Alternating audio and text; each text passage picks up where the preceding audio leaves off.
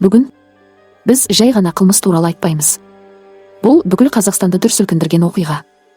Бұл әділетсіздік пен кездейсоқтықтың адам өмірін қалай бір сәтте жойып жіберетінінің дәлелі. Бір жағында ел намысын қорғаған спортшы, олимпиада жүлдегері, миллиондардың үміті. Ал екінші жағында жеңіл жолды таңдағандар, өзгенің өмірін еш құн көрмейтіндер. Екі түрлі әлем, екі түрлі тағдыр. Және бір ғана кездесу. Ол кездесу трагедиямен аяқталды.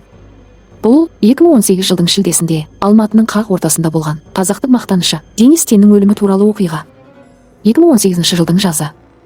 Ыстық демалыс маусымы. Ел тынышталып қалғандай көрінді. Футбол жанкүйерлері әлем чемпионатын көріп жатқан. Астанада мерекелер өтіп жатқан. Барлығы қалыпты еді. Бірақ ешкім білмеді, ең үлкен трагедия дәл сол күні, күндіз. Адамдар көп жерде, көз алдында болады деп. 19 шілде. Алматы, сағат шамамен 15:00. Бірнеше минуттан кейін қалада қорқынышты хабар тарай бастады. Белгілі мәнерлеп сырғанаушы Денис Тен жараланды. Басында ешкім сенбеді. Бірақ ақпарат толқыны минут сайын күшейе берді. Денис Тен шұғыл түрде ауруханаға жеткізілді. Дәрігерлер, ең мықты мамандар, барлығы жиналды. Жедел жәрдем жолда келе жатып реанимацияны бастап кеткен. Себебі жағдай өте ауыр еді. Қан асфальтта жай ғана дағы емес, нағыз қан көлшік болып жатты. Бұл геморрагиялық шок. Яғни адам өмірі минуттармен өлшенетін жағдай. Аурухана алдында ондаған адам жиналды. Жанкүйерлер, қарапайым адамдар. Барлығы бір ғана нәрсеге сенді, ол тірі қалады. Себебі ол жай адам емес. Ол спортшы, ол күрескер. Бірақ ғажайып болмады. Кешкі уақытта дәрігерлер ауыр шешім шығарды. Денис Тен қайтыс болды. Жарақаттар өмірмен сыйыспайтын болды. Көпшілікті бір сұрақ мазалады: неге оны құтқара алмады? Жауап қорқынышты. Денис 3,5 литр қан жоғалтқан. Ал медицинада 2-3 литр қан жоғалту өлімге тең. Ең қауіптісі жара артерияға тиген. Ал артерия зақымданса, адам бірнеше минутта өледі. Оғанда екі сұрақ мазалады: кім? Неге? Жауап ұзақ күттірмеді. Полиция бірнеше сағат ішінде күдіктілердің ізіне түсті. Ал келесі күні олар ұсталды. Бұл қарапайым автокөлік ұрылары еді. Олар жай ғана ақша үшін айналар ұрламақ болған. Олар қылмыскер емес еді. Әзірге емес.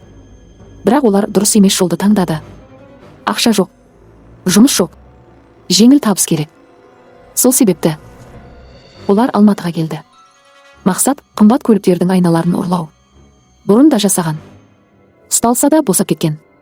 Жүйе оларды тоқтатпады. Керісінше батыл етті. 2018 жыл 19 шілде. Түске жақын олар қала ішінде жүріп қымбат көлік іздей бастады. Көздеріне бір көлік түсті. Lexus. Олар тоқтады. Бірі айнаны шешіп жатыр. Екіншісі бақылап тұр. Ал үшіншісі жай ғана қарап тұрды. Бәрі жоспар бойынша еді. Бірақ олар бір нәрсені ескермеді. Бұл көліктің иесі бар еді. Сол сәтте Денис Тен досымен кездесуден шығып келе жатты. Ол асығып жүрді. Алда маңызды кездесу бар еді. Бірақ ол көлігін көрді. Және бірден бәрін түсінді. Ол қашпады, қорықпады, ол тоқтатуға тырысты. Ұрылар қашты. Бірақ Денис олардың артынан жүгірді. 50 метр, 60 метр. Қала ортасы. Күндіз адамдар қарап тұр. Бірақ ешкім араласпады. Денис біреуін қуып жетті. Араларында төбелес басталды. Денис күшті еді. Ол қарсыласын ұстап алды. Сол сәтте артынан тағы бірі келді. Қолында пышақ. Бір сәт, бір шешім, бір қателік. Пышақ арттан келді. Бірінші соққы.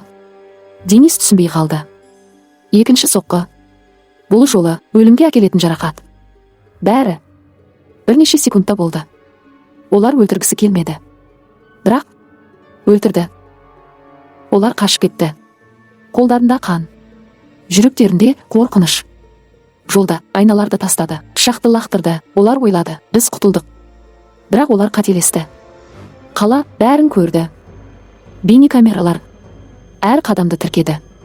Полиция бірнеше сағат ішінде олардың бағытын анықтады. телефон сигналдары, қозғалыс, барлығы ашылды. Келесі күні олар ұсталды. Бірі қалада, екіншісі жасырынып жүрді. Оны ұстау үшін тұтас аудан қоршауға алынды. Бұл қарапайым ұры емес еді. Бұл кісі өлтірген адам еді.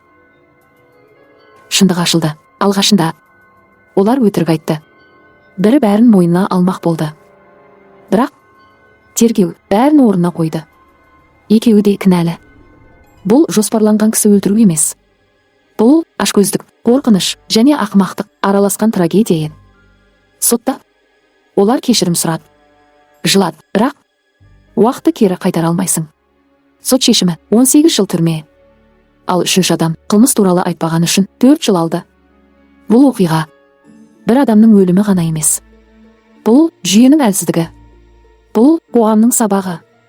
Егер сол күні біреу оларды тоқтатқанда, егер бұрын олар түрмеге қамалғанда, Денис тірі болар ма еді?